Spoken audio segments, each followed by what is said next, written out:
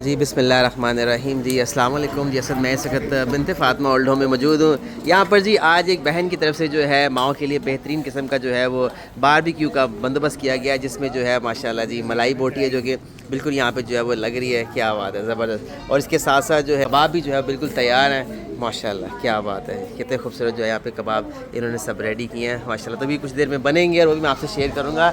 और सब माए जो यहाँ पे। अस्सलाम वालेकुम, कैसा लग रहा है? अच्छा लग रहा है? बहुत अच्छा लग रहा है, बहुत मज़ा आ रहा है, देख के बहुत अच्छा लग रहा है माशाल्लाह से। हाँ। और बन रही सब चीज़ें बन रही हैं कि तो बहुत अच्छा लग रहा है। अल्हम्दुलिल्लाह अल्हम्दुलिल्लाह। क्या है, उनको अल्लाह दीन दुनिया की दौलत से माला माल करे। आमीन। कैसा लगा आपको? ठीक लगा? अभी तो लगेगा लगेगा ये बात सही बोली है। तो चले, देख के तो मज़ा आ रहा है। खुशबू आ रही है? मज़ा आ रहा है। आपको खुशबू आ रही है बारबेक्यू की?